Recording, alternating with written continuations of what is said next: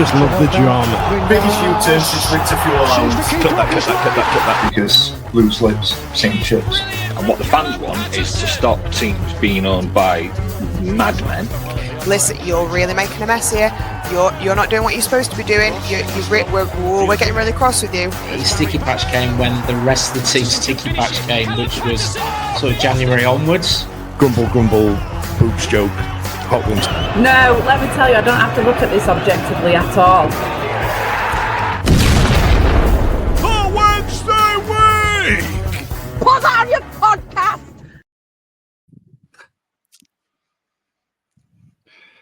Hello and welcome to this week's episode of the Wednesday Week.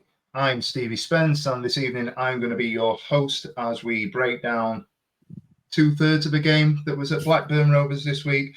We'll be diving into the usual irreverent nonsense that is around our takeover, whether or not that's going to be going on, taking place, and where we are with that. We'll also be looking at everything that's happened in the last 7 days of the Wednesday week and of Sheffield Wednesday FC. Now, for the regular viewers amongst us, you'll be aware that I am not normally hosting. I'm normally sat where Charlie is on the screen, and we normally have Dan Fudge, but Danny's on assignment. Ashley's busying himself making relationships with the club, as we'll get to in no doubt. So I've brought myself a merry bunch of boys and girls who are faces old, new, and familiar to the podcast. So it's a bit of an eclectic panel this evening, but I'm looking forward to seeing where we go with it. So first of all, we've got Charlie. How are you doing, Charlie? Not too bad. All good. It was nice not to lose at the weekend. I think it should rain every weekend, frankly. We're praying for rain from now on. Yeah. We are unbeaten in 5 days. It's absolutely brilliant news, isn't it? Get in. Yeah. Trees Can't up. lose if When you do you don't get your tree up? When do your tree go up? My tree goes up on the 1st of December. Every year? Every year. 1st of December. Yeah. But it has to come down on well. 12th night because my husband's Catholic. So he's like, he's not really, but he's like, you've got to do it. Like, he's like deeply ingrained. He's like, if the decks are not down by 12th night, wherever it is, he's like, listen. Whoa. So yeah, it's always really sad that you take them down, isn't it? I know, I hate it. It doesn't Your feel as house looks cool. too good. It looks empty. It's not very cozy. I don't like it. No, That's it. No. Anyway, Blair's back, so I'm not going to bother introducing him because he's just talked on the top of Charlie. Blair, how you doing, mate? You okay? Yeah, I'm waterlogged as well. The amount of Belgian blue I sank on Saturday afternoon, so yeah, absolutely still stinking. So Made a bit of a weekend of it, have you? Yeah, it was my Christmas do / only time I get to go out for the whole year. So yeah, enjoyed it. Got a pass. Yeah. And I am delighted. Some of you may recognise the face. You'll definitely know the work of the man. But I'm delighted that get me directions, me pointing right up there in that there corner. We are welcoming on his Wednesday week debut. We've got Tom Burton of Mr Meadows fame. Tom, how are you? Evening all. I don't know if I'm off the sub bench, off the reserve list, free agent signing, scratching around for players mid-December. So yeah, but pleasure, and it's long time support of the pod. So to be asked to come live from Mr Meadows HQ on a Monday night is a pleasure. Well, that's a proper streamer's background you've got there, Tom, isn't it? You ready? You set up? Yeah, I can't swear, but my wife's got a word for it all. But yeah, yeah, she doesn't know.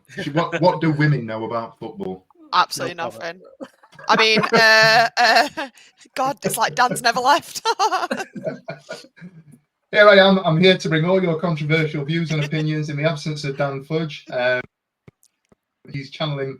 I'm channeling myself through him, so we'll get the controversial views and opinions this evening, no doubt. And I'll try Talk not sports, to get Dan Fudge. Talk sports, Dan Fudge. Yeah. As we always do at the start of the show, if you're watching us on YouTube, do please give us a like and subscribe on the channel. Ring that bell. We know what that's all about. If you can give us likes on social media and give us a follow, it helps to grow the brand. It helps to sort our algorithm out, makes us sort of further up in terms of people's listings. So anyway, now that I've got that awkward little nonsense out of the way, let's get into it. Blackburn Rovers. So we set off on the across the Pennines on a windy and wet weekend, going over to Blackburn. we'll put the lineup in a moment. But first and foremost, Pierce Charles was back. Blair, what did you make of Pierce Charles coming back into the starting 11?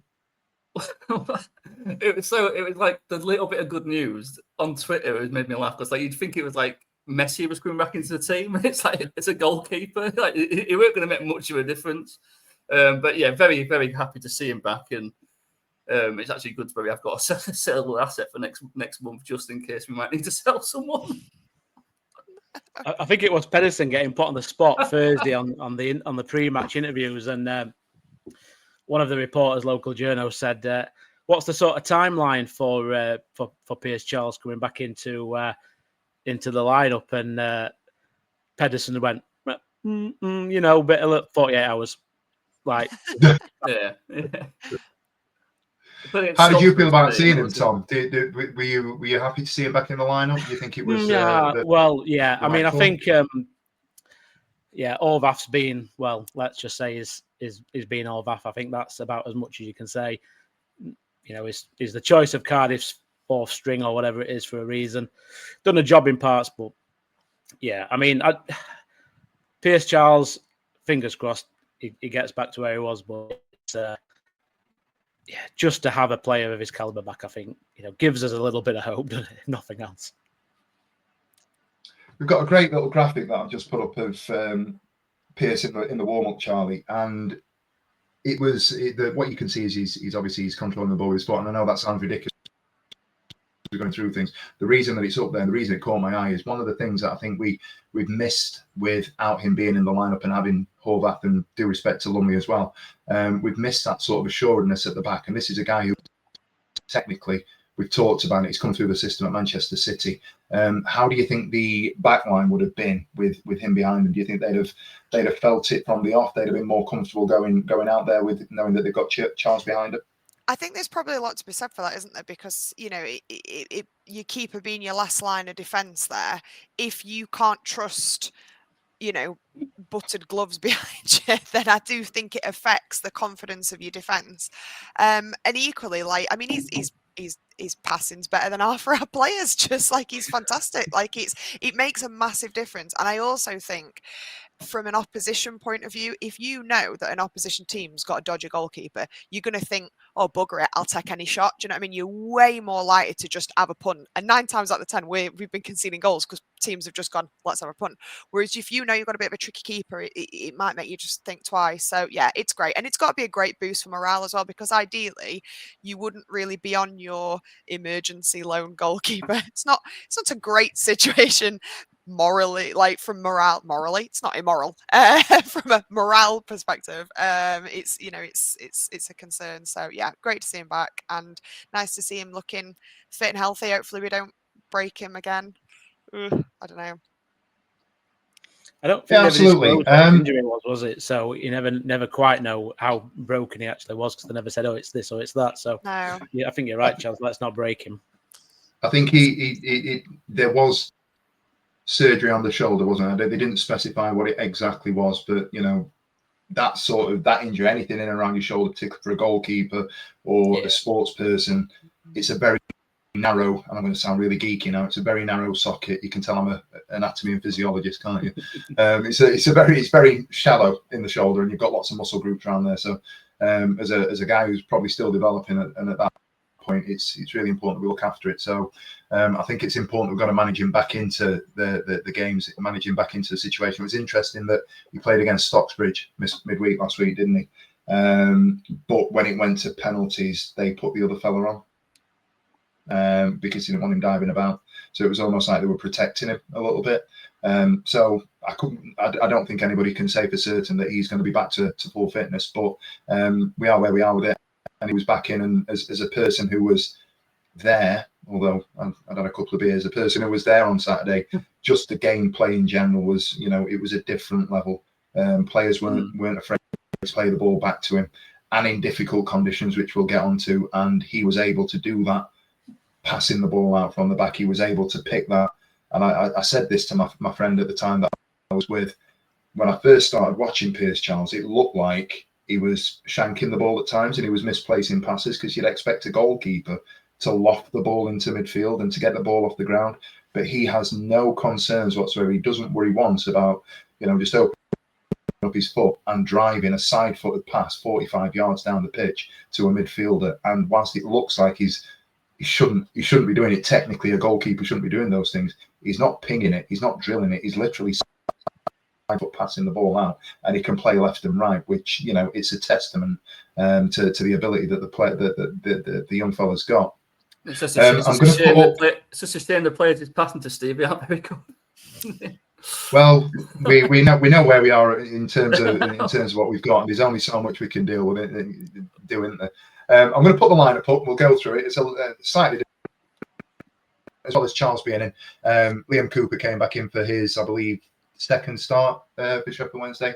So we had very similar sort of formation on the surface as what we had against Preston, with Charles in goal for Shearer, Palmer, Cooper, Amass, Valerie, Ingleson, Bannon and Lowe, McNeil and Cadamartri. Happy with that lineup, Charlie?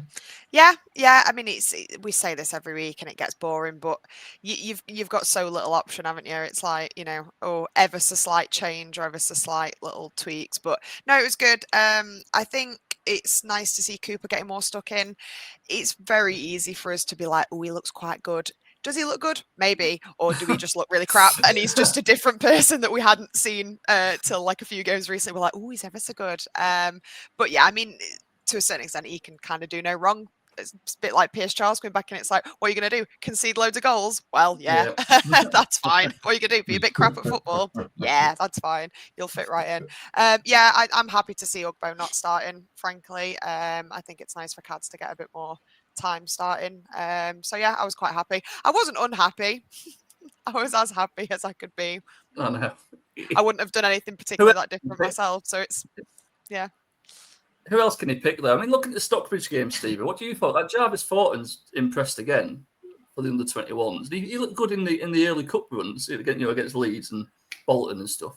Why do you think he's not getting a game in first team? Because he played Weaver and he's played George Brown. I mean, why is he not suddenly backing his youngsters again anymore? What do you think? Do you think they're just not good enough? Oh, what? I think that there's got to be that argument that he knows who he wants to play. He's got to trust the players. He's got a duty of care, and I've spoken about this, on a number of occasions.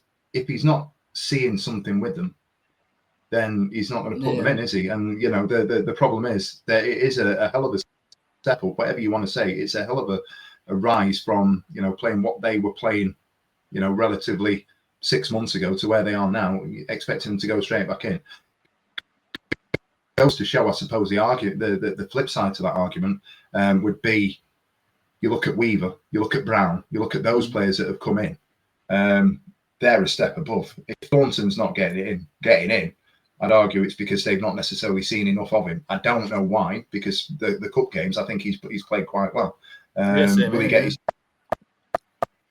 his chance? I think he could very well do okay. But yeah, we'll it's one of those where we'll watch what happens over the next sort of month, 6 weeks, 8 months. The January transfer window is going to be telling. We'll see where we are in terms of whether or not we can bring some players in. I know we won't be able to pay fees for them, but if we can get people to bolster the squad, will those youngsters that have been filling the bench still be around the place in 2 months' time? So it's that's something that we need to keep an eye on, really, isn't it? Of the Preston game, or the team that played against Preston, Otterbayo dropped out with Cooper coming in. Tom, Otterbayo did all right against Preston. I'm not normally one of his biggest fans, but I thought he acquitted himself quite well. Do you think me likewise, Stevie. I'm not 100% sold on Otterbayo yet, which is tough because he's his homegrown product, so you don't want to be too down on. But I think he has sort of dropped the ball a little bit when he's had the chance. I'm a bit like with Chaz here with Cooper coming in. Is he good? Is he bad? We don't quite know yet. Is he fit? Is he not? We don't quite know yet. And you do get this. You do get a number of Leeds fans casting aspersions against him whenever you speak to a Leeds fan. So you don't quite know what we've got here. But he's got a solid old head on his shoulders, and I think when it's raining cats and dogs over in Blackburn, I think a game like that cried out for it. But yeah, I mean, I think I think he's going to be interesting over the next Christmas period, next period over Christmas with Cooper, just to see how fit he is, because, there's a lot of minutes to go through. And does he have the minutes in the legs or legs in the minutes? We'll see, eh? Yeah, absolutely. Before we go any further, I'm getting absolutely rinsed here for my mic. I don't know if that in the comments I'm getting absolutely hammered, and it would only happen on the night that I'm hosting. So we're working at it. Give me a thumbs up. Let me know if I've just had a bit dot dash, Stevie. Hopefully, it's a little bit dot dash. Dot dash. Yeah. Are we still there? We're still on dot dash. It's a little bit, just a touch. It's all right for a bit, and then it goes off just a little bit. Yeah, it's like very intermittent. It's hard to like diagnose, to be honest. Fantastic. Right, thumbs down. Right, Charlie. Yeah. Nothing like podcasting. I'm going to drop out and see if I can come back in. Can you just give us a little bit of a chat around what you were expecting in terms of Blackburn? I'm putting you on the spot. I'll be back in 2 minutes. Yeah. Go on, Charlie. Go on. Waffle queen. Time for waffle. I was not particularly optimistic in terms of us getting a massive result, and it sounds a bit like I'm trying to like Mystic Meg it and suggest that I was almost predicting that the weather would call it off. But genuinely, we know whenever you start getting weather reports and like other games being postponed and stuff like that, I just always think, I'm always just a little bit cautious. I do think it is unbelievable that a game I know we'll come to that in a bit, but a game getting called off like halfway through is just like 2/3 of the way through is absolutely ridiculous in this day and age. And twice. Either it's too wet and twice. Either it's too wet or in, like, you absolutely know, don't you? Like at that point, like, it's absolutely crazy. But I think we are starting to get a few goals. So I was a bit like, we might score a goal and we might go early, but ultimately you just look at what they'd be able to bring on compared to us, and there's so few teams now where I think we'd get a result against. I actually think we've already had a few of those games like that where it's like, we actually could scab a result here, because people don't actually have to be that good. They just have to be able to bring fresh legs on in second half. Thankfully, the rain was our best player, and and the rest is history. So What a performance by Rain, by the way. Rain at the back post. Sign him up. He was immaculate. Let's give Rain an extended contract. Can we sign Rain? 4 more years. 4 more years, Rain. Is that any better? Yeah. So yeah. far, So far. good. So far. Thank God for that. I'm so sorry, guys. Dan's going to kill me.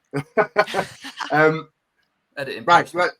So game incidents then. We were talking about expectations, things lead up going into the game. I can surmise what Charlie probably talked about. What I will say is that there wasn't a great deal going on. If you look back at the highlights, you look at everything that was happening, I'll be honest with you, I was there and I was sort of taken by the lack of atmosphere at Blackburn. I don't think we sold out, which is quite unusual for us given the distance that we travelled. But what I would say is we got into onto the stand, we got into the away end at sort of 10-3, and you looked around and there were no Blackburn fans there anywhere. It was so quiet. It was, and I don't know if that contributed to a lack of atmosphere. I don't know what it came across like on TV or how it sounded for those people that weren't necessarily at the game, but it just sounded a little bit anticlimactic. I don't know if anybody else got that vibe. Yeah, I mean, I had the wireless on. God, tell me age. I had the wireless on because I was, funny enough, fixing football shirts on Saturday afternoon, and it was, Ewood Park's.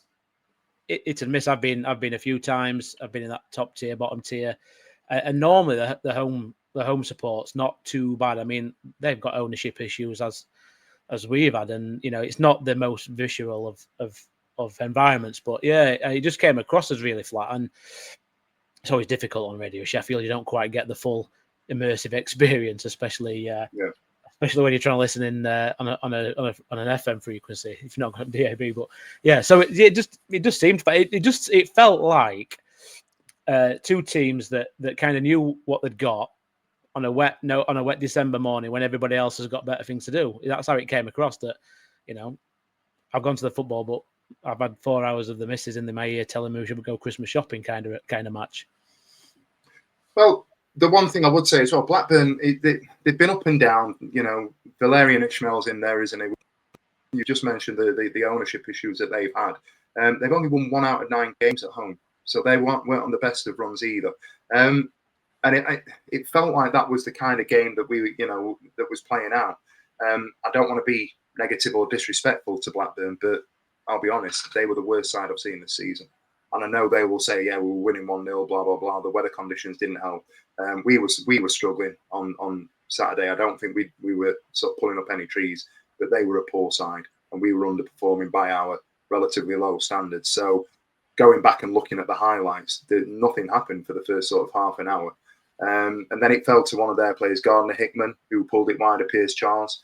At that point, was it the spark that you thought that they might go and sort of kick into the game? Apparently so, because on 33 minutes, Blair, they went 1-0 up. What were your views on the goal? Oh, yeah, it was so easy, wasn't it? Unfortunately, but I think I can't really remember a goal this season where I've not thought that was too easy for them to score it past us. And it was also unfortunate, really, because, like we say, you can only say they've worked hard so many times. I mean, I feel sorry for you on this podcast this season, because every week it's the same. They've worked really hard. They've let in a sloppy goal. They've lost 1-0 again. And that's what it was looking like it was going to be again, because as soon as they concede, I've sort of zero confidence that they were going to even score. And unfortunately, how this season's going off, I don't even care anymore either. Which is like disheartening. I just want to get this to the summer. Hope we've got a new owner. I don't care if he's got deep pockets. I just want it to be a decent football club to enjoy going to football again. Because at the moment, I'm not even doing that. And by it sounds it, Steve, was that the first time the away end this season started like dipping down in atmosphere? It's always been like quite a jubilant, buoyant place, isn't it, the away end at Wednesday? And was it the first time the atmosphere? I think the atmosphere was fine, if I'm honest with you. It's just we weren't there in number like we have been. It wasn't bouncing, but we made a noise until they went 1-0 up, and then that was it. It felt very flat. It was very much, we can't see another way out of this. And you're looking down the line. It was interesting to see Bannon playing in that sort of advanced position again, wasn't it? And Jamal Lowe sitting a little bit deeper. It almost seems like we're not saying putting square pegs in square holes, because we're absolutely the opposite of doing that, aren't we? But we're finding a formula now to try and see if we can mix it up a little bit and do something different with that starting 11 that we've got, plus the 2-3 that we can try and bring off the bench. Did you guys feel that Bannon had any sort of developing influence on the game with that more advanced role? I mean, I think it's I like this, the 2 games, 2 and a bit games we've seen him play there. If you like a 10 or attacking midfield and centre, if you like a bit of football manager, I think it suits him. I do think it suits him, but I think the problem with that is that you lose what Bannon does in a 6 or a 7 position, where he's going to pick it up, he's going to look at it on the centre circle, find a player on the left, find a player on the right, and get us moving. So if he's a bit further up, you do kind of lose that. So we are where we are, aren't we? If you'd had Shay Charles behind him, we might have been a bit more confident. But buts and maybes. So I do like him in that 10. Are we in a position where we're down anyway? Put Bannon in that 10, let him play up the front. Let him have a pop from 20 yards and see what happens.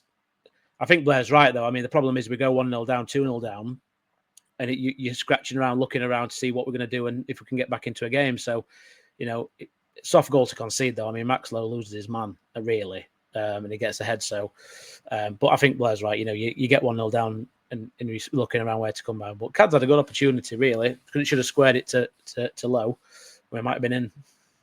Could have been a very different story, I think, if that goal had gone in. I think it is a confidence thing, and it's also like, it's a bit like Blair's saying, like, it is really repetitive, and it's like I will say, with the exception of the Derby game, I have been very forgiving of pretty much anything that's happened. Like, cue montage of me slagging players off now. I do think generally I've just been like, listen, it's like Bannon. Bannon's had a few rough games, but for the most part, we've always said, like, he plays at his worst when he feels like he has to mop up everyone else's shit. Mm-hmm. Like, when you see him running up and down all the time, when he can't relax into his own role because he's trying to wipe everyone else's ass, it's like he's gonna have a worse game. So it is tricky, and I think it is that confidence thing, because the players must go, oh no, we've gone a goal down. We all go, oh God, we've gone a goal down. So there is a bit of a feeling of like, oh, we know now that the best we might have hoped for is a bit of a draw, or the best we might have hoped for is that, and it's just, it's relentless. Like someone just put in the comments something on the lines of like, they're trying to they can't be at 100 for the whole 90 minutes, and it's true. Like they must be all run ragged all the time, and it's only going to get worse as the season goes on. But it's also it's entertainment, so it's really hard to be entertained by it. You know, and you're like, you know, your kid's nativity is going to be shit, but if you had to watch a nativity that was shit every week, twice a week, sometimes, eventually you'd be like, I hate these kids. Boo! I hate these kids. They're shit. And that's how it's got feeling. Like it's like my patience is running thin, and I feel bad, but. It's just the same old mistakes every time, and it's like, oh, they scored that goal, copy pasted from the goal that we conceded last time, and it's poor. I don't know why Cads didn't pass though. That is really annoying because he did all the build up was great, and then he just sort of went fuck, and it was like, why? Well, like I mean, it kind of sticks in the mud. It kind of sticks in the mud, and then it's a nice ball through, and then Lowe screaming at him. Yeah. You'd For a ball. But to be fair, would it have even got there on that pitch? I'm not sure it would have done anyway. Well, would have scored anyway if he got the ball. She's been prolific, hasn't he, in a Wednesday shirt? Yeah, he was like, hey, you should have passed that to me so I could have put it wide. What's wrong with you? Could have been postponed at 1-1. Yeah, 60, we really would have been annoyed. 62nd minute comes, the referee blows his whistle, and he is looking at the ball, he's looking at the pitch. The rain keeps coming down. The heavens continue to sort of open. He delays the game. The tannoy comes over. 10 minutes going to be. They're going to take 10 minutes to see if they can do any work on it. And then they brought out. Yeah, what can they do? What are they going to do? Go around and stick some holes in it to try and get some massive air dryer that's blowing. Mop it up. What are they going to do? They brought out. Get the bog roll. They brought out the super soakers. So they literally wheeled out, I think, 4 or 5 different super soakers that just went through the centre of the pitch. And I turned to my pal and said, not being funny, they're literally working the middle of the pitch. They didn't work either penalty area. They just went straight through the middle as if they were just focusing and concentrating on one spot.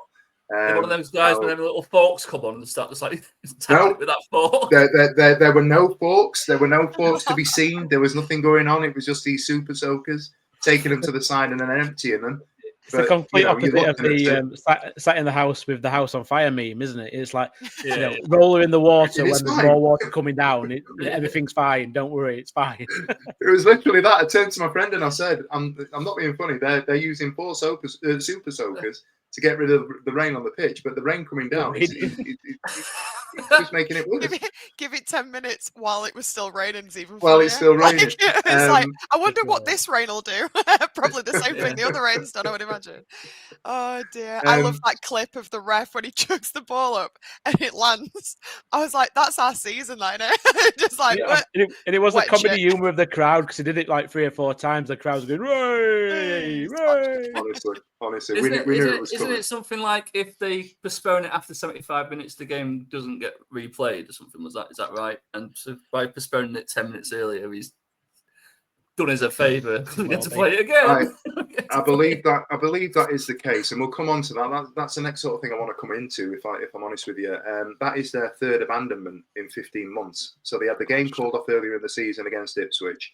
And I think I'll stand corrected. I actually think that got called off a little bit later, but they've ended up playing the full game again. At the time Blackburn were winning, I do believe that they were winning again, and then Ipswich scored an injury time, 95th equaliser. Yeah. So Blackburn will feel a little bit aggrieved by that, but my understanding is there's no blame to be placed upon the groundsman there. He's well thought of. I think it was Alex that ran an article saying that he's been there for 40 odd years and people think quite highly of him. It's nothing to do with the rising tides of the river. Or it rains a lot in Lancashire. It was literally it just rains a lot. Yeah. So that's where we are. Question for you, and I'm going to go around the room with it. Do Blackburn have a responsibility as a club to be better prepared for eventualities such as the one that they saw on Saturday, given that it's the 3rd time it's happened in 15 months? Are they going to learn from it?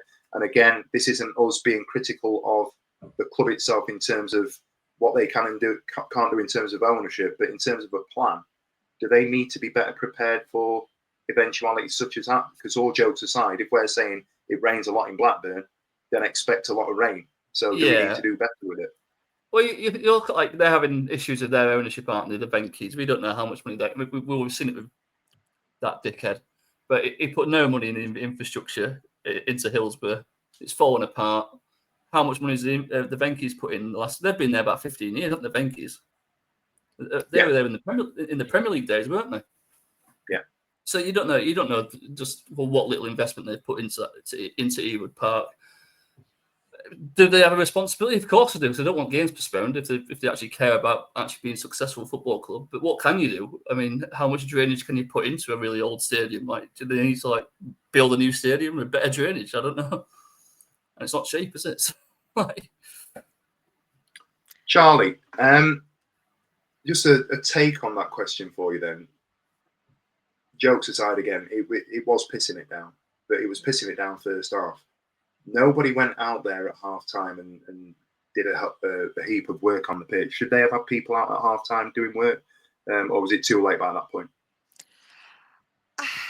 It's hard, isn't it? Because you do have a responsibility to a certain extent. You either blame the club or you blame God, don't you? Do you know what I mean? At a certain point, it's either the cloud's fault or the club's fault. But it weren't going to get any drier by half time. The conditions were already pretty dire by that point. The fact that we even then came out for what was it? You said 60 odd minutes. So what, 20 minutes then into this, it just, I think that's the worst bit of it, is it was it there wasn't much in it compared to how shit it was when they started to when he actually called it. It's tricky not to want to put a bit of blame there. I think as well, once is a mistake, or once is an error, once is a forgivable error. 3 times is crazy. By the 3rd time that you're having to postpone a match for the same reason, you have a problem, and it might not be an easy fix. But that's like saying, the stadium always does that, or people keep slipping downstairs, or they keep falling down things, or there's a trip hazard. At a certain point, it's like, yeah, it needs fixing. Do you know what I mean? It's like if the lights went out on your stadium every, 3 or 4 games, you'd be like, yeah, well, it needs sorting, doesn't it? And I think whatever the fix is, it ultimately does fall to the club. It's no one else's responsibility. People are paying money. They pay money to travel. They've paid money to stay over. They've paid money for the game. It costs the club's money to travel and with the players and all that kind of stuff. In fact, hasn't it cost? Wasn't funds raised for that game? Have I read that correctly? I believe Alex Miller reported that fresh off the press. So it's that. It's not about being like, oh, bloody hell, Brentford, or blaming some poor sweet groundsman, but it's not our fault. It's not the players' fault. It's somebody's fault, isn't it? And or at least it's somebody's responsibility, even if it's nobody's fault. So I think it was ridiculous that it had to get to the point of a game being called off in the 60th minute. Is ridiculous. A championship level is ridiculous. 3 times is an absolute joke. So sooner or later, somebody's going to have to get some big forks out, or everybody grab a straw or something, because what are you going to do? You can't just keep looking up and seeing big grey clouds and going, I wonder if the game will go ahead today, because that's how it is for our club. I mean, it's just not. Yeah, it's no good. We'll finish the Blackburn talk. Thank you for that, Charlie. We're going to finish the Blackburn talk with a couple of stats for you. Then we've managed to get up for posterity's sake. You can talk about the standard and level of performance that we were at on Saturday, but it does appear that Blackburn just had the metrics in terms of the possession, in terms of XG. Interestingly, similar sort of numbers of shots that we both had 3 shots. They had 2 on target to our 1, but we had more touches in the box than they did. But then if you look down a little bit further to look at, the distribution, the passes and so forth, it is a fairly even spread. I would suggest that this data set would sort of lend it towards the fact that we're looking at 2 poor sides. And if I were a Blackburn fan looking at that on Saturday, I'd be thinking, we're getting into Christmas now. We can't say anything. We know where we are. We know what our situation is, but we're getting into Christmas now. It's going to be a long old winter. I don't know what anybody else thought about that. Yeah, I think it's You're right. I mean, it's same for every team that's played us this year. I mean, we've seen Coventry blow us out of the water, and we've seen a Preston scrape a 3-2, and I think every team that's played us are sort of banking on the 3 points until it gets the game, and then we put up a bit more of a fight than they're probably expecting, and then eventually we get rolled over. So I think a number of teams have got fans going, "Ooh, Wednesday get 1 or 2 in January, and the second fixture might not be as easy." But I won't be banking any mortgage payments on that happening. But I do think, looking at those stats, I mean, that's it. I mean, we got 60 minutes, 50 odd minutes of stats there, more touches the opposition's box. Well, I can't remember too much of that happening. So I do think though, if I were a Blackburn fan, I'd be concerned that we're playing Wednesday again in 3 or 4 weeks' time. Let's see what happens on a dry pitch. Well, a drier pitch maybe. We're not playing water polo. Well, a drier pitch in January. I mean, yeah. Well.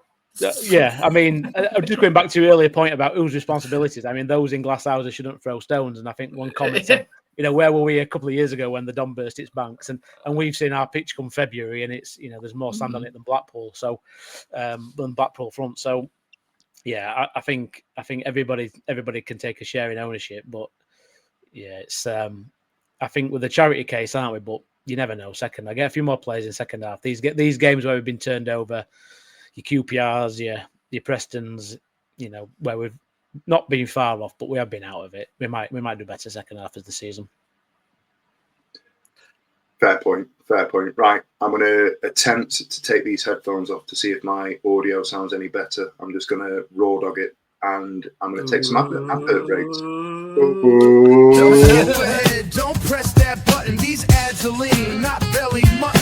A tiny break before we pop. And don't forget the fun. Stop.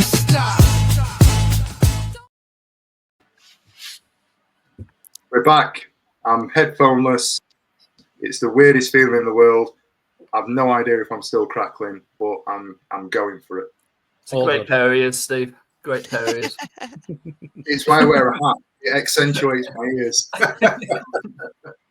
Okay, Harry Amass announced this morning that Harry Amass has made it as Player of the Month this season for November. Much. Might as well give him January, February, March, June, April, May, June. Do you know what? The reason I wanted to bring this forward rather than it be an AOB is because I think it opens up itself to a little bit of a conversation around how good he's been in relative terms to the other players. And the reason that I say that, and I'm going to come down to you, Tom, first, is if you look at the top 3, Harry Amass won it with an absolute landslide. So it's 82% was Harry Amass.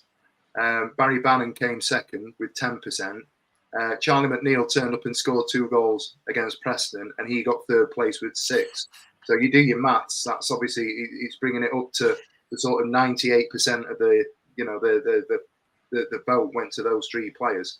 Does that mean, or does that indicate as to how good a month that Harry Amass has had? I mean, we've slightly tweaked his position, haven't we? I'm not going to jump on all over it and say, yeah, I agree. But I also think we've had a couple of games where he has been a bit suspect. I mean, we've seen some choice defending. So this position tweak that Pedersen's done in the last month has definitely worked out better for him. Is he a shining star in a bucket of whatever? Possibly. But I do think he has been better this last month, and whether it's just been coached a little bit more or this sort of tweak of having somebody behind him or being a little bit more wide, a little bit more further up's helped him. Yeah, I think it could be a combination of all of it. But I mean, he's a talent, is the lad. So, quite rightly he's been recognised. Can he do it, consistently being that young over the next sort of 4 weeks? That'll be a test, I think. He's played week in, week out. He's going to, 2 games a week, 3 games a week over the next 3 or 4 weeks. Let's not ruin him. Fingers crossed, let's not ruin him. But yeah, I agree. He's well deserved of it. But I think maybe it's worth noting to Pedersen that this slight formation tweaks, like position tweaks, actually helped him as much as it has, because he's not had to rely on his defensive capability as much, which I think has been found wanting in some games. I think Man United are really happy with it, how it's going, and they're considering sending some more lads down just to guarantee to play. Send that minibus across the snake and let's split. Just send your entire under 21s. Yeah, you got any more of them? We've got a bus we can send. So I'm sure. But for them, it's a win-win for them, isn't it? They're paying his full wage because he's getting more experience playing man's football rather than this under 21 stuff in the Premier League where they don't even tackle each other. For their development. And look, Man United either have a really good player on their hands, or they're selling for 10, 15 million in the summer. With just how insane the market is these days. So, and that's always the gamble with a loan play. You do the development for another club, and they cash in, don't they? Yeah, Yeah. I think it's a nice positive story on the whole loans working out quite well. Like, I know we're shit, but he's playing well. It must feel really good for him. It's great that we can, because what we're doing to our young'uns is running them all into the ground and breaking them. But luckily, other people's young stars are getting some minutes in the legs and then getting really good. But it does almost raise like a weird sort of question of like, should more Premier League clubs kind of look for loan opportunities like that? I don't mean take advantage of clubs in shit, but there is a lot to be said. There is a lot to be said for recognizing like where young players can really fit in, because it's dead easy to be like, I mean, Charlie McNeil sort of came to us and played what did he play last season? Like a couple of cup games and then sort of nothing. And it was like, this is really pointless for everybody. He might as well have not played football from where he'd come from. Whereas with Harry Amass, it's like, he's actually genuine. He's going to play all the time. And who knows how good he is. Again, it's a little bit like the Cooper thing. He doesn't have to be that good to look great, but he is actually playing really, really well. And that's amazing for him. So it's quite nice to be part of that journey in a way for him when he eventually leaves and, like you said, goes on to play for England and definitely never plays for us again. But I don't know. It's quite nice. Like looking back on, it's a bit like we've had a few, haven't we? Like Jacob Murphy's a good example where he is now, and there's a few that we've had over the course. You cash your mind back to Kenwyn Jones and all of those that we had. So we have a track record, probably by more luck than good management, of actually developing some half decent loans. But then we've had some shockers as well. So yeah. Yeah, we're like a middleman. We're like sort of a little passing little footnote. But yeah, it's great, and it still makes me laugh because Bannon is probably second in almost every player of the month voting, a lot of the time. Because when in doubt, you're going to give it to the person that's giving 110% all the time, aren't you? What really makes me laugh is Charlie McNeil gets slagged all the time. By me as well, quite rightly, because I did nothing. Scores 2 goals, and everyone went, "Well, he is in fact the third best player at the club." He just, but numerically, that is true. He scores 2 goals, and everyone's like, "I don't think anyone else has scored 2 goals." I think he's not since Sugbo has anybody scored 2 goals in a game. That's it. He was fourth. Presumably, he was fourth. So, hooray! Well done, Charlie. That's awesome. Can I just say something completely irrelevant as well about Charlie McNeil? Nothing to do with anything.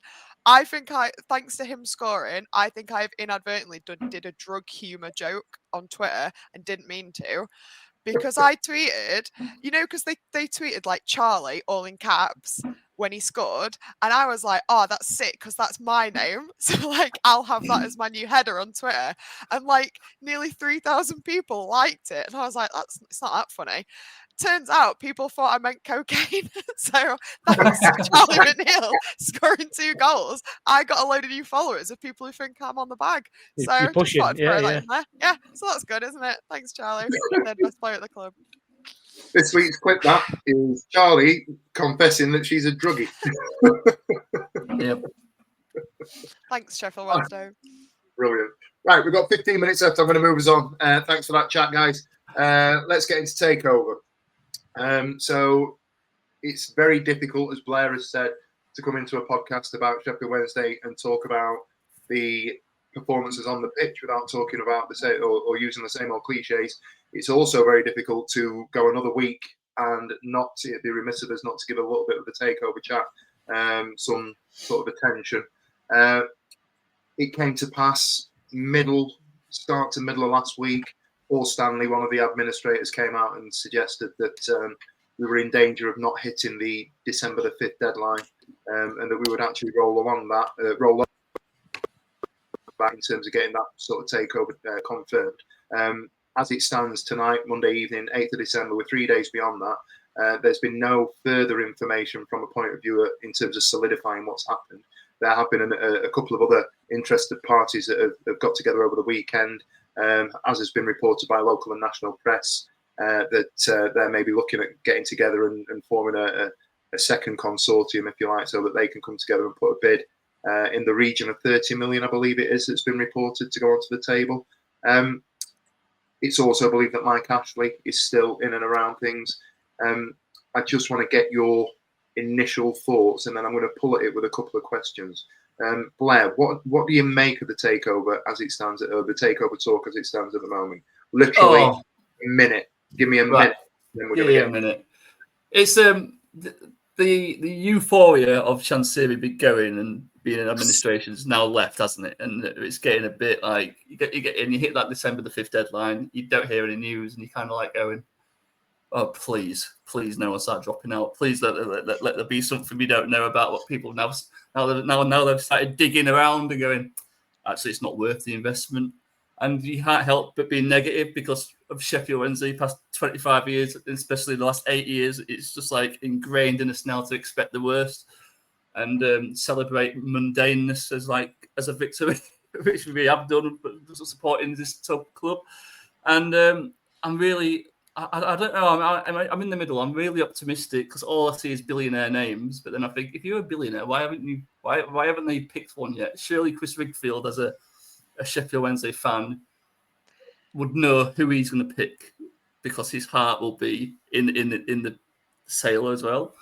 So you'd think, like, even if like 10 people come back, like if you sell your house and 10 people come knocking, you know who you're going to sell to before you pick the phone up and say, yeah, I know who I'm selling to before the deadline or whatever you set. And yeah, so when we passed the deadline, I'm a bit scared, to be honest. But I want to be really, really optimistic and I want to win League One next season with a super team of £50 million signings like the Birmingham did last season. Tom, I'm gonna just come across to you with a bit of a thread on that sort of element there. Then, are you concerned, or do you think we should be concerned that the deadline has been extended? Yeah, I do, because your name's not Tom. Sorry, mate. Yeah. It's all right, bro. I were enjoying your take on it as well. Should we be concerned? Well, what are we on? 8th, the deadline of the 5th. If anybody's ever sold a house, a deadline means absolutely nothing in these kind of scenarios, does it? So, look, I'd rather us take the time and get the right bidder. These administrators are no fools, are they? Chris Wigfield, seems genuine enough and has got the club at heart, season ticket holder. So, I mean, what's in his interest to send us down the river without a paddle if he's not careful? So my feeling is, I'd rather us take the time. I'd rather us get it right. I'd rather us get the right owner, because let's not rush into Chansiri 2.0. That's the last thing we need. And to be in a scenario in another 5 years where we've had to replay the last 18 months, 2 years. I ain't got any air left anyway, so let's not be doing that to ourselves. So I'd rather us take a bit of time. I'd rather us get it right. Of course, it's mass frustrating, but hey, if I were in charge of Wednesday's social media account, I'd be dropping on December the 25th. So let's bide us time. Let's get it right, and let's all have a nice present for Christmas. But let's not get Chansiri 2.0 by rushing it. Do they need new owner in by January? Or does wages and that get paid for January? I know we've got enough money to get us into the new year, but is that a concern as well? Do we need someone in? Well, we've been operating on that timeline, haven't we? And when we did the Your Wednesday with Chris Wigfield, he intimated, and I think he might have said it at the forum as well, that we were steady along until January. The administrators had hoped that they wouldn't still be around by January. Right. My concerns when I have those conversations privately is that the likelihood is we may very well still be in administration come January, given what we're on now, the 8th of December. And if it takes to the end of this week, you're still going to have to do, the checks are still going to have to take place. I'm not sure that they'll be happening behind. And I think that's a really good angle on this, Stevie, is that you not only have you got to find and do the due diligence from a sale perspective, the EFL and the football regulator are going to sign off on this, and they're going to take the time because they are not going to get something blow back on them saying who signed this off, football regulator this, football regulator that, EFL aren't gonna just give this the rubber stamp because we've got the first billionaire to pony up 50 million or whatever the asking price is. So I think there's going to be time in this, and it's not going to be all Wednesdays or the administrator's control. It's going to be a lot down to the EFL and the regulator because they're gonna want to make sure this is kosher. Yeah, we just had a couple of comments in the chat there. Matt Richards has come on and sort of pointed out something that we were going to get to. The EFL fit and proper needs to happen first. We don't know how long that's going to take. Fair point.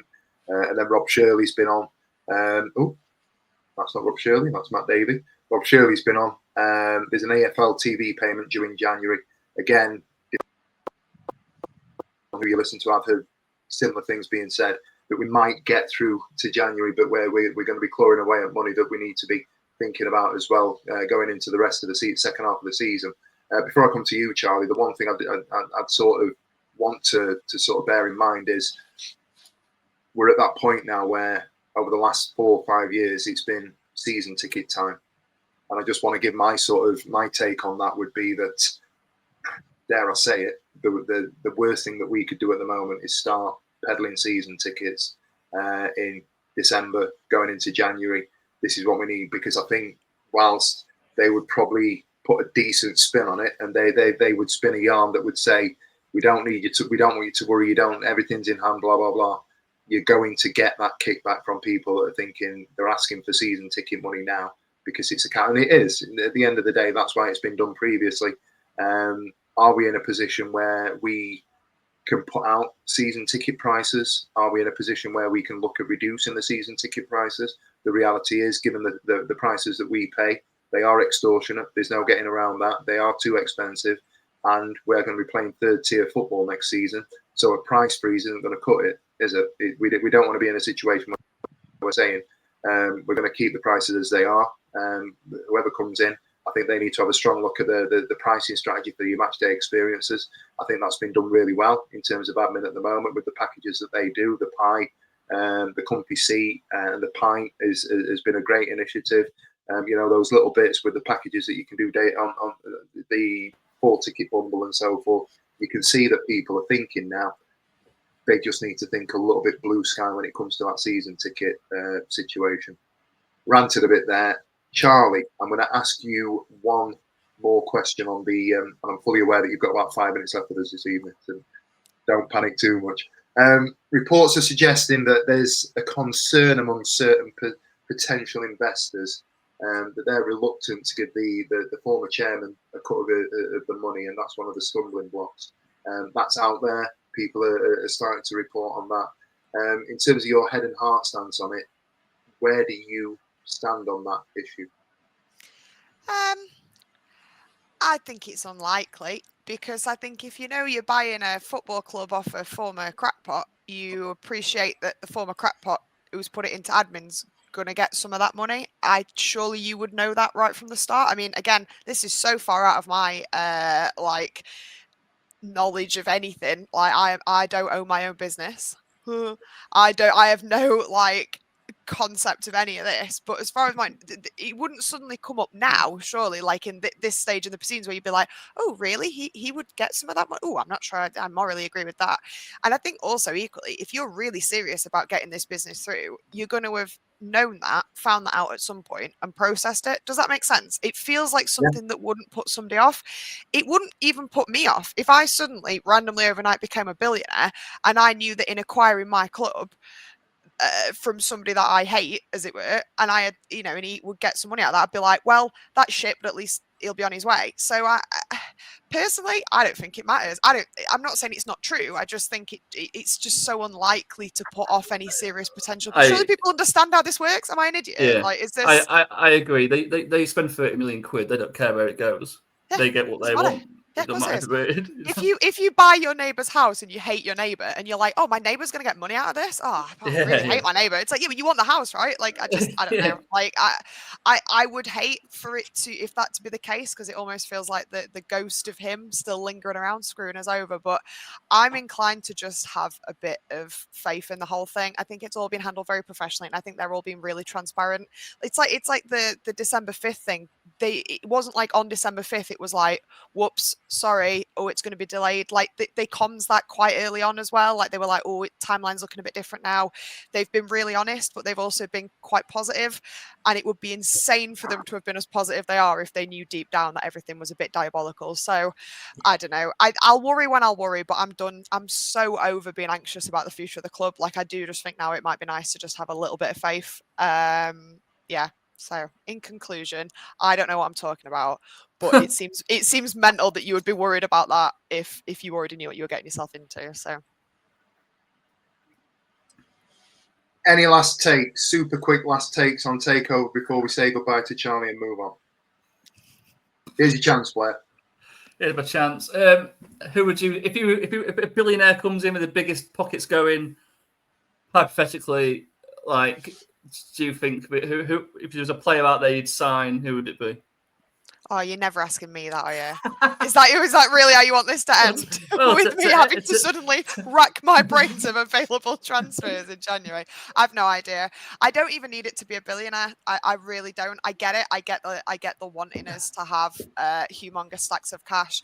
Frankly, I will just settle for, it's like you said something earlier, Blair, about something like the idea of like a sense of normality, like just like a moderately well-run club is humongous. Like if the pitch could not flood and we're not run by an insane person, everything else is fine. And I'm not even really thinking about the January transfer window because this season is over and it's okay to say that. I think it's fine. I don't think it makes us miserable or really pessimistic to be like, this season's probably done, even if we all turn, if they turn into prime Barcelona by January and suddenly all become amazing. I think it's probably done mathematically almost at this point. So no, the bigger issue is what we do next season and the big rebuild, and that's what we should be focusing on. And for me, Blair, I'm going to Uno reverse you, and I'm going to say I'll pay to send Ugbo back to Troy.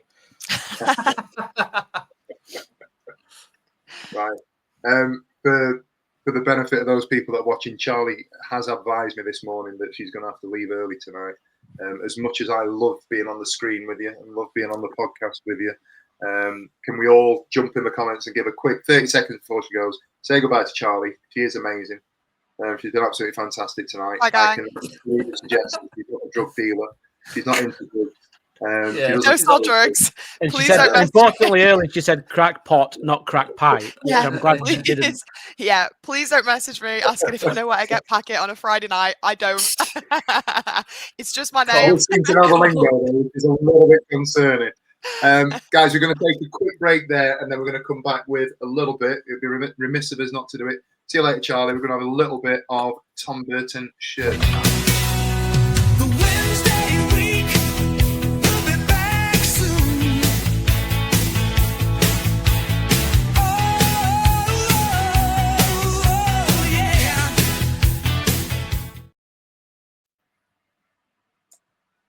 Okay, so we've been trying for ages, and if you look at our stuff, you've looked at our content, you followed our channel for any sort of length of time, or you came to ours in the yard, you'll have seen this wonderful, fantastic, incredibly talented man that currently sits on screen with us tonight. He's looking around now as if to say, who's this? Tom is, for those people that weren't aware, Mr Meadows. You'll have seen his socials. He's upped his game in recent months, and it's been absolutely fantastic to see. And the fact that you are part of or associated with the podcast, I know I speak on behalf of Dan and Ash when I say this. It's been an absolute pleasure to spend some money at your shop over the last few months. I wanted to ask you, if you don't mind, just a few bits around shirt restoration. First and foremost, how did you get into it? So give us a quick sort of overview of your background in football, Shirtnam, Sheffield Wednesday, etc. Bit of a potted history. So yeah, I mean, funny enough, it was this podcast, or around the time of this podcast, that it really started. I'll say escalating, for wanting a better word. I've had Wednesday shirts, like all of us had. I've had since we all started going. For me, my first games versus Tottenham in 1990. So I've had all of those shirts. The Umbros, the Pumas, the Puma Kings, and the back end of COVID, really. I became a father for the first time. So as your kids, Steve, you know this all too well. As your kids start getting older, you start indoctrinating them, don't you? In all things Wednesday. So last League One season, 22-23, my daughter was 2 at the time, and I got her the yellow away kit, and it just started me reminiscing, really. So I grabbed all these shirts out of the loft and started going back through and going, but I'm missing this, I'm missing that, I've not got this, I've got the home, not got the away. So I started filling the blanks in. And then fast forward for about a year on, I started figuring out, well, I quite like putting names and numbers on shirts. So I started, getting connected with loads of people on the interwebs, and as Dan says, and you getting putting my own names on numbers on. And I was using the household iron, and broke that. So the missus went, "You're not doing that on our ironing board anymore. You can forget that game. Stain the ironing board with a shirt shirt colour come out." So I put it for an heat press off of Amazon, and then started, putting names and numbers back on shirts. Just found it mega fun. Just found it absolutely mega fun. So I was doing mine for about a year, putting names and numbers on shirts, and then I got too many shirts to the wall. I mean, you can see behind me, they're all over the shop. So my Mrs. Blesser said, you need to have a thin these shirts out. You've got 3 and 4 of the same ones, and you've got 6. 2009 away, whatever shirt it was with whoever on the back. So, I started selling on eBay, thought I'd get some money back in. And then I started getting asked, really, have you got me? Can you find me? Have you got this kit? Have you got that kit? And Luke from Wednesday Warehouse really gave us a bit of a nudge to say, you should do this, Tom. You should do this. You're not bad at it, And I'm like, I'm just messing about. I'm just messing about. So anyway, that was sort of 22, 23. So yeah, really middle of 23, after I'd kind of been on my Wednesday with you guys, that it started going mad. And then I just made loads of mistakes, ruined loads of shirts. In fact, I shipped them all to Holly because she wanted to do a bit of a project for the women's. So I sent the shirt graveyard, all of my my mishaps, to Holly. I don't know what she's doing with them. To do something with, because you have to learn. It's like any skill in any life. You've got to have a bit of a practice at it, really. So yeah, so that just escalated to buying my own printer and my own heat press and making name sets and sourcing templates and then getting them embroidered and all sorts of stuff, really. How hard is it to source a template? Because I get to, I'm a novice, so I don't get.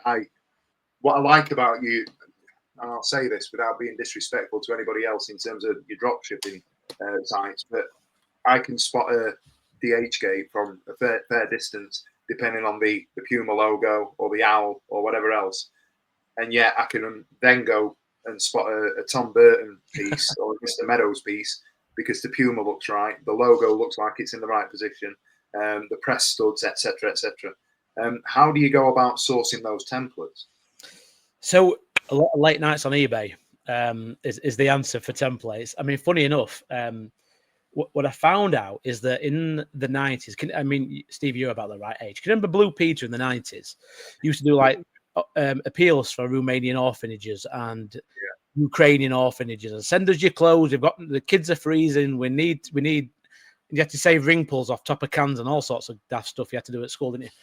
Yeah. What I found out is that in the 90s, Umbro, Puma, and any UK shirt manufacturer got on board with that appeal and just shipped entire backs, dead stock of shirts to Eastern Europe. So there's a wealth of Eastern European. I'm giving trade secrets away, but there's a wealth of Eastern European countries that have got Sheffield Wednesday 1993 Puma shirts in abundance, which is absolutely mental when you think about it.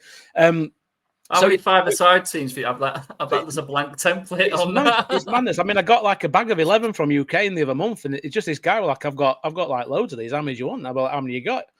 He said, "Oh, I've got 15." I said, "Well, send them here. I'll have them."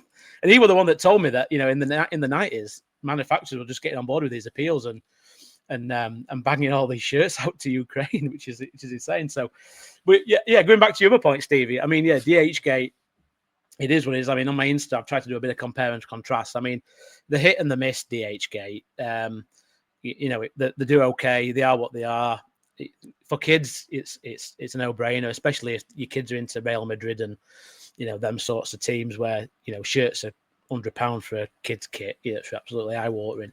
So they are what they are. I mean, our Wednesday stuff with DHgate is some good, some bad. Yeah. So if you get a shirt, how long does it take to restore typically? I know that sounds a bit of a daft question because the answer is going to be, it depends how bad the shirt is. But if you, as a labour of love, if you take one that you might want to get one of these templates across and you strip it back, typically how long would that take?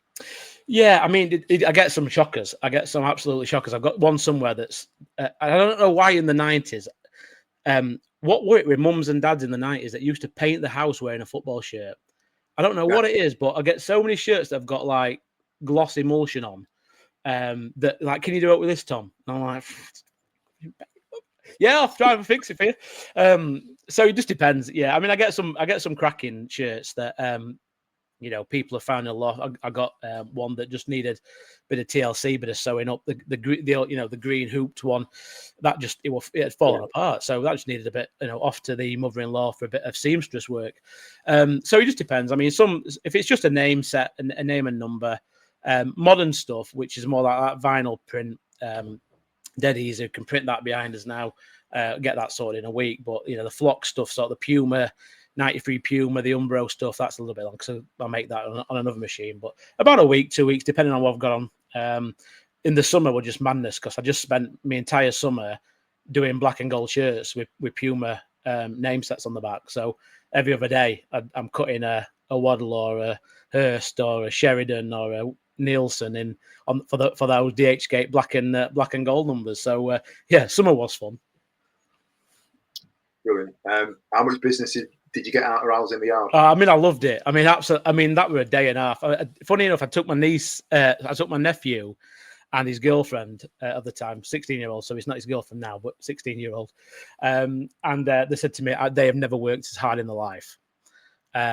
Which, all right, we stood up for 8 hours, but we weren't hard work. I mean, we're not digging coal out, were we? Let's be fair.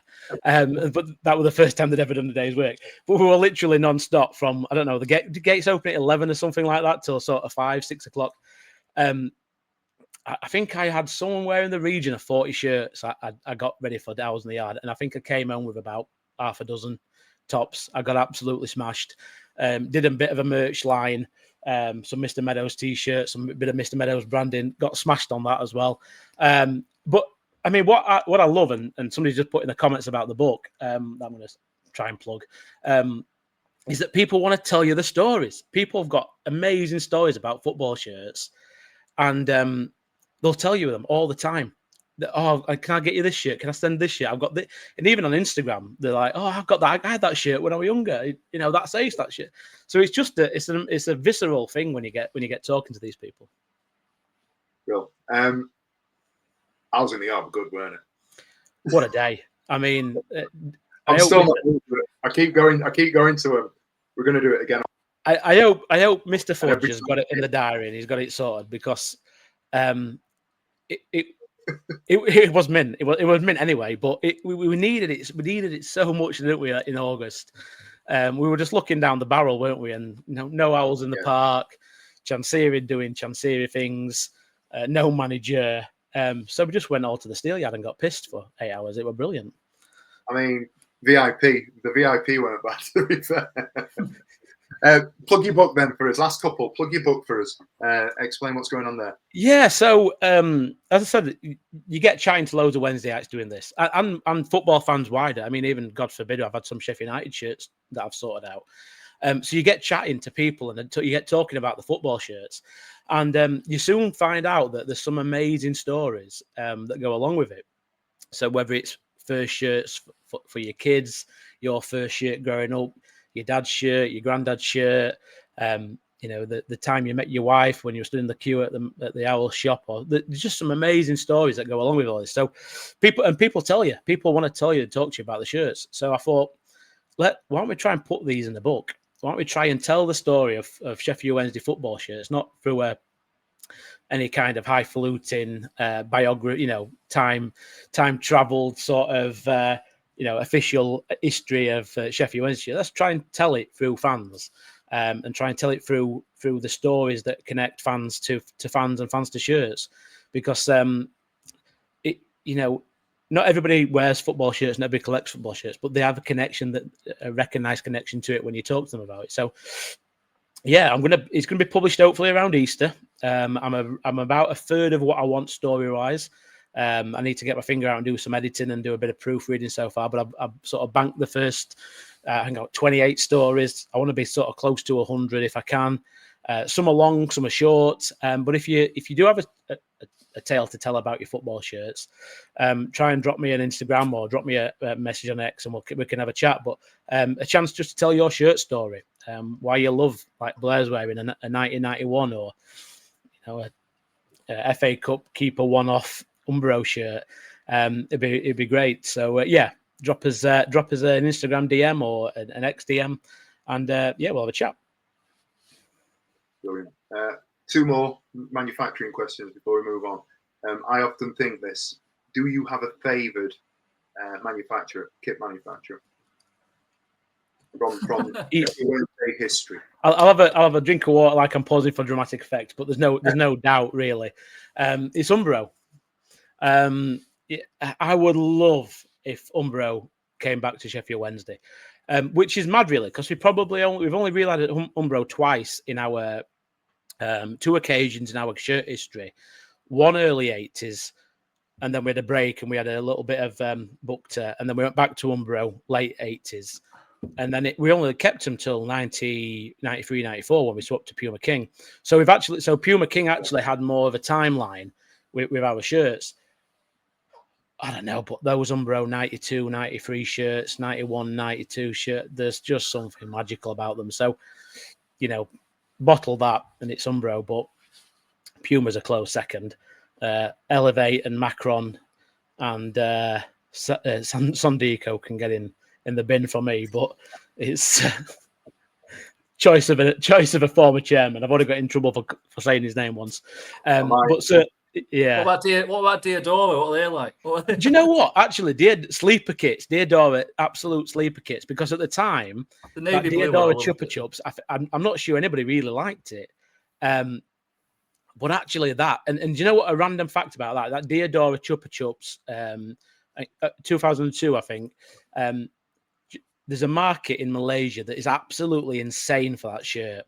I've got one customer in Malaysia that's like, anytime you get this in a small or medium, I'm having it for you no matter what price. It's mad.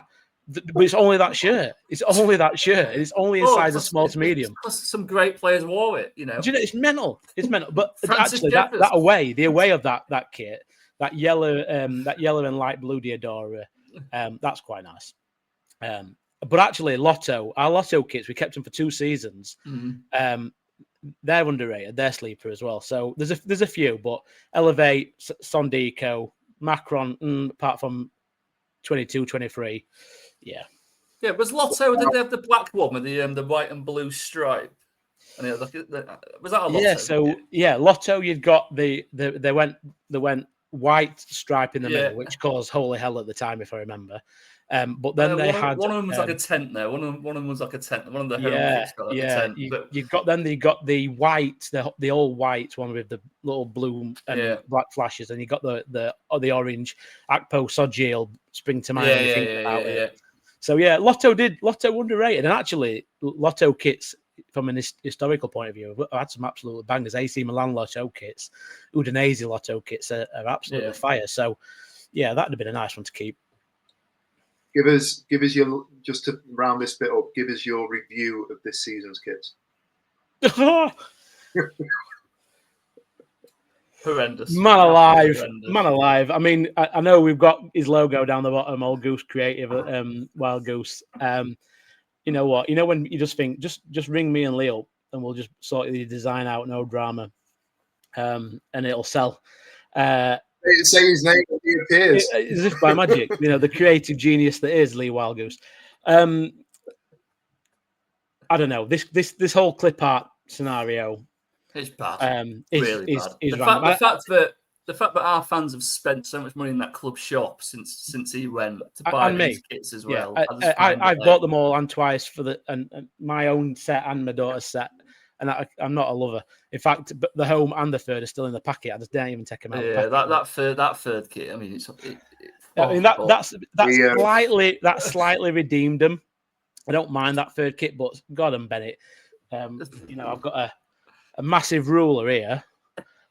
Just measure the owl and the thickness of your stripes and put it in the middle.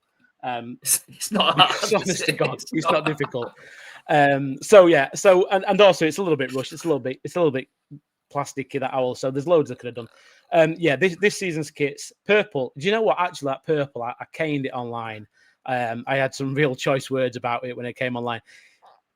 In long sleeve, from a distance, it's not bad. And perversely, they wore the last season's shorts with it on Saturday,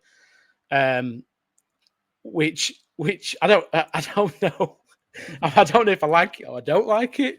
I can't think if it's good or it's bad, but it's got like, what is it, like a pinky red trim, a black badge, purple word art. It's so like, what the fuck? Yeah. That. You know what it is? The best analogy, we again, dropping a few names, we went to Wednesday Warehouse and did a piece there, myself and Ash, and we were talking about shirts with Luke, and he went literally, when we were talking about the best and worst, those garish ones that people are up in arms about, you know, in 15, 20 years' time, they're going to be the ones that are really sought after. Yeah. I think you're going to be right. I think that there's going to be a place in history for these free shirts. Where in the history, I'm not quite sure. For lots of reasons. But just cast your mind back to that pink Macron from 21, 22, I think it is. It's like hen's teeth, trying to get hold of one of those now. And it may well be that purple, that pinky purple we've got as a away kit might end up being like that. I mean, I'm clutching, folks. I really am. I'm not sure. I mean, I don't think it will. That pink kit was a good season as well, weren't it? Barry Bannon scored one of the best goals of probably his career, maybe the best goal of his career in that shirt. And actually, they use it as a third kit as well in that 22-23 campaign, and actually be the host and stay on it. It looks even better. So there's a place in history for these kits this year. I mean, the Wednesday kits, charity show. Well, yeah. But I do think my one hope for a new, and this is just me being a kit nerd. My one hope for a new owner is they sort out the kit manufacturer. I mean, Macron have been better, but Macron are better because we had Elevate beforehand. That's it. I hope. I don't want to go Adidas because they've got Adidas over the way of the other side of the city, so I don't want to be comparing to them. But I do, and please don't get K-Store because they're nothing more than a one up from an in-house manufacturer with a funny badge on. So let's not get K-Store. Let's just get Umbro. I love it. I love an Umbro kit. Let's have the stripes right. Let's have a nice Brazil yellow, light blue, and then have a bit of fun with a third kit. I'm really interested. It'd be like printing money. If we went to Umbro, it would be like printing money because all the Wednesday dads, straight down there, and be like, I'll have it all. Just give me one of everything, and I'll have it. I'm really interested to see what happens with the badge officially. I know the admins changed it, to disassociate with Chancery. It was an easy win, wasn't it? Is it how quick? Well, you probably don't know the answer to this. How soon do you need to give a manufacturer the answer of like what you want on the badge? Like, can they just do it overnight or no? So I only know this randomly from So day job, when I'm not fixing kits, I'm sorting apprentices out. That's what so in 1 year, I was having a bit of a conference at Old Trafford, and it was in November, and we couldn't get in the room because Man United were doing the photo shoot for next year's kit. So they were wearing the kit in November for the following August. Right. So it were made, it were a presentation standard, weren't a demo, weren't a concept. So I'm clutching to try and answer you, Blair. But so if we're in a similar timeline to Macron, you know, we'd be figuring it out now what we want to order for August with lead time. So to answer your question, badge question mark, I don't know. But let's get the owl right. This little and I do like the new stylized owl, but why they clipped the top of his neck off, I don't quite know. So yeah, lots of it. We could stay all night talking about owls and kits, but We could stay all night. I'll be getting the hook from Dan in a minute. I'm hugely listen, I'm hugely mindful that having spoken to Ash and Dan privately, that we've said that we're going to do a follow up to the My Wednesdays. We're going to do some shirt talk. We've probably done half of that podcast in the last 20 minutes. So we're putting it there. Just to let you know, once if there's anything that we can do podcast wise, Tom, in terms of or anything, just give us a nod in terms of the book and what have you, and we'll do what we can to help you there. But thank you so much for just giving us a little bit of an insight into what makes Mr. Meadows. Very welcome. We are at hour 22. I have got one piece of ALB. Unless anybody's got any other business, I'm going to move on to that. Nothing, mate. Nothing. Magic. Right. We are at the Wednesday week, honoured and buzzing and dead excited to be able to announce that we have coming up our latest venture, which is the Wednesday week in collaboration with Sheffield Wednesday FC, the Panini Swap Shop, which is a great opportunity that we've been afforded to in sort of collaboration with the club, an opportunity to get down and do a bit of an event around the relaunch of the Panini stickers that have taken on the EFL league this season. So we're going down to the lounge next Wednesday, the 17th of December. We'll be there from 5 p.m. to 7 p.m. down at the ground. We have got a couple of caveats, and if you've seen our social media, obviously we're going to continue to keep hammering this. But we're really excited about this. We've teamed up for the first ever Panini Swap Shop. He says, you can tell that I'm reading this from Dan's blurb. With the huge popularity of the new Panini EFL sticker book, we're giving young owls a chance to make a serious dent in filling their albums. So on Wednesday, 17th of December, we've linked up with the club, and they are going to be giving away 100 free sticker books and starter packs. So if you get yourself down to that event, here's what you can expect. You can expect merchandise to be there. You can expect a raffle. We're working on giveaways. The bar's going to be open. And I'm not going to drop any sort of bombshells, but the club have hinted at a very special guest that will be joining us down there next Wednesday. It's a great opportunity for kids that are starting with their sticker book collection, or if they want to continue to grow that sticker book collection, to get themselves down there. Here comes the fine print, the smart stuff, okay? And we do have to sort of emphasize these bits. For us as a podcast, working in collaboration to make sure we've got all health and safety ticked off and all the things that we need to do to make sure we are compliant, you are going to need to book yourself onto the event. And we've set up a Google form. It is a Google form, not a smart sheet. Dan calls it. It's a Google form. Okay, the link is in all our posts. Jump online. It is important. The tickets are free, but you've got to book it in advance. So number so that we know who's going to be there. It's going to be one giveaway book per child that attends on the day, and it is a family event. So kids need to be accompanied by adults. All the information that you need is on the form. If you go there and fill it in and register, I think we've got a max number. I'm not sure if I'm allowed to say what it is, so I'm not going to, but I know that we are north of 70 people, or we were mid-after this week with today, we were north of 70 people on the first day this week of sort of sharing that. So they are going to go out. It is going to sell out, I would imagine. If you're interested, please don't sleep on it. Get yourself signed up. Get yourself down there as quickly as you can.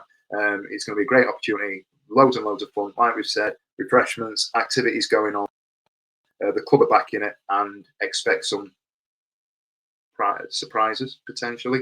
That's where we are. Any other comments? Anything else that you want to know about the event? Please feel free to give us a shout on our socials. Drop us a DM, get in touch, drop us a text. You know where we are. You can find us on all of that good stuff.